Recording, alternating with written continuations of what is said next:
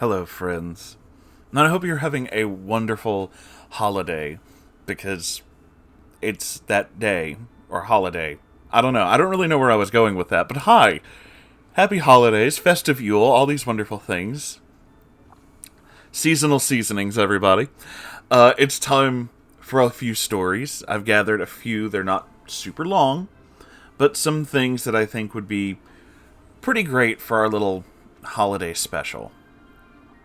So we have two stories and a festive poem. So let us begin with M and the Christmas Spirit.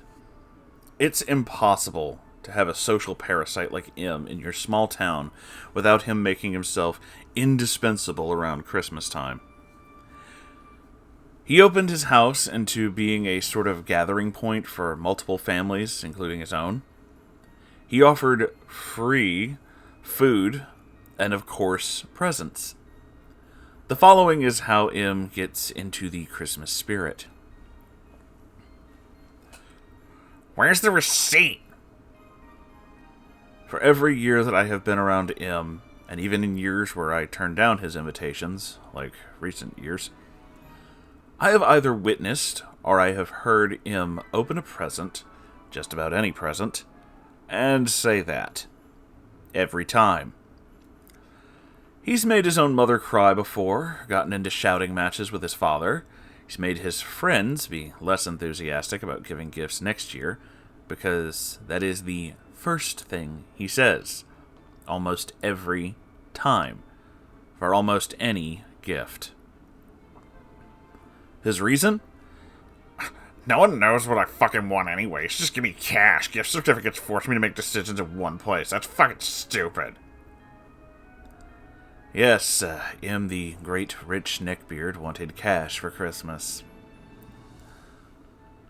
He loved giving gifts that may as well have been Homer giving Marge a bowling ball that said Homer on it. He gave things that he wanted to receive, or at least would be aggressive attempts to get you interested in something he likes, not something you like. He also loved gag gifts, hypocritically. The Homer example: expensive imported wines for his mother, who barely drank at all.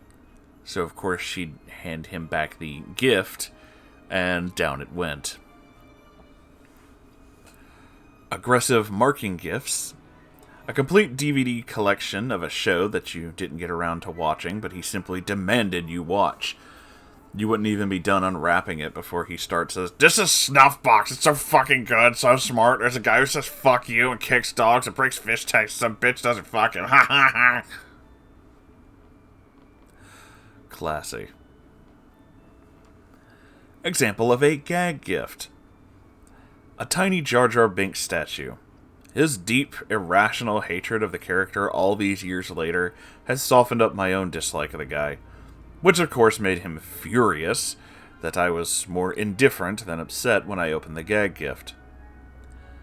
And the crying. Oh, the crying. Ever see that Shrek Christmas special where Donkey says, "It ain't Christmas until someone cries"? That's the M estate during the holiday season. Usually his own mother would cry, typically because of his "where's the receipt" lack of gratitude. But there were other sources of crying, such as M being so drunk and combative about it that he'd get into shouting matches and make his mom cry, or make his kids cry, in the recent years and when they were very little. And he'd get mad at toddlers for crying while he was drunk. Abuse is, I think, sadly imminent. M tells jokes because nothing is sacred. Ha ha ha, Jesus is a zombie. Ha ha ha, if he could, he'd get the rainforest tree because fuck the rainforest. Ha ha, why aren't you laughing? What PC bullshit brainwashing you're stuck up your ass? Get a fucking sense of humor. I realize this is probably part of a much larger story, given the wording, and it does kind of seem like a chapter of that. But I intentionally tried to find stories that are specifically based around the holiday season, and oh, this guy just sounds like a fantastic asshole, doesn't he? Just a wonderful fucking douche.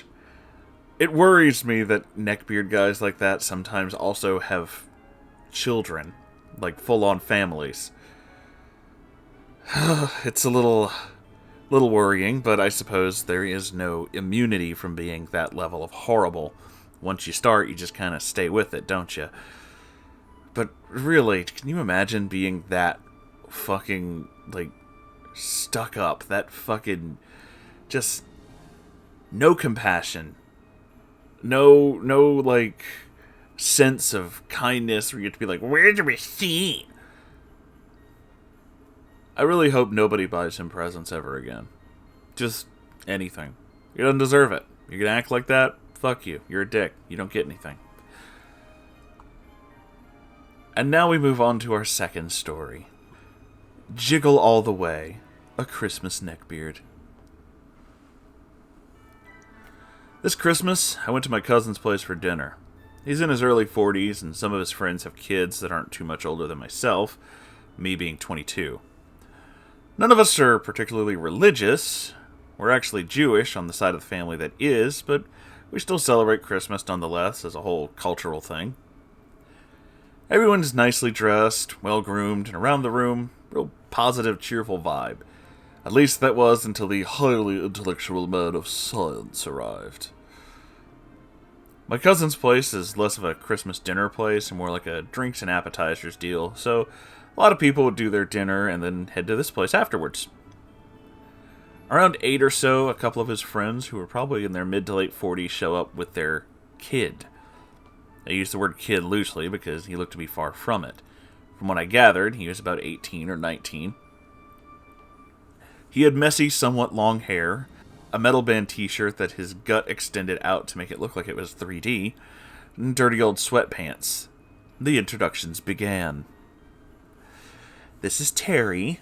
Terry, please say hi," his mother said, introducing him. "Hi." His face was locked in a permanent scowl as soon as he entered the door and spotted the Christmas decorations. My cousin Rob is pretty big into video games and other generally nerdy things, D&D and whatnot. There's a brief awkward silence as Terry scurried his wobbly self to the comfiest leather recliner that he could find, and then didn't say much for the next little while. He just stared at his phone. He looked up once in a while, letting out an overly loud sigh and a groaning noise. "Terry, you know, Rob's pretty into video games too. Why don't you guys talk about that?" his mother asked, trying to coax him away from his phone. "Mother, I don't talk gaming with casuals. All I see here is a PlayStation 4. He laughed to himself as if Piss Station 4 was the funniest joke ever told. My cousin laughed, thinking that he was just joking around, but I don't think it took him long to realize that, no, he wasn't. His mom mouthed sorry to my cousin, and then I overheard this whispered exchange. "Honey, we were invited here, and you are expected to behave like everyone else. We let you wear your shirt, so please be respectful and behave." "I didn't want to fucking come here, Mom. Did you ever think of that? Christmas is a stupid holiday, and you made me come here." "Please stop swearing at me. You are not a child. You were invited here, and you were expected to act like an adult." "I don't care. I'll walk home if I have to. This is bullshit," he yelled, knocking over a bowl of pretzels. He stormed out of the house, slamming the door, and I could see my cousin holding back laughter. His mother and father apologized profusely and told us that they had to leave. My cousin later came up to me and said, "The kid's kind of a douche, isn't he?" "Yeah, why'd you even invite him?" He does this every time they come out. Me, and insert other friend's name, have a bet on how long it takes him until he has an outburst. Personally, I think it's pretty fucking hilarious. Is there something wrong with that guy? Like, you know, mentally? I mean, you could say that, but I think he's just an asshole kid. Pretty sure, actually. Spends all day on his computer, his parents spoil the shit out of him. No job, no school, no social life. You know the one. I guess us casual fundy scum were too much for him to handle. Oh, wow. I mean, again, I go back to the thing I said with the last one. Like, okay, who fucking cares if you're not, like, specifically celebrating that holiday? If your friends invited you to, like, a gathering just because they're your friends and they want you to have a good time, who cares? I mean, personally, I celebrate a bunch of weird shit just because I am a bunch of weird shit. But if someone literally told me, like, hey, we're having, like a Hanukkah party or, like, a Christmas party or something like that, and, like, yeah, of course I'm gonna go. That sounds great. My friends want me to be there. Of course I want to be there. There's no reason to be a dick about it. This guy was literally invited to a party where they would give out drinks and free food, and all he's gonna do is bitch because, ugh, I don't like piss for. Like, really, dude? Really? Are we still doing that, by the way? Is that still a thing that people are doing, arguing over which video game console is the best? Like, come on, man. Who gives a shit? They're all owned by corporations. They're just fucking you out of your money anyway. Just play what makes you happy. Quit being a dick about it.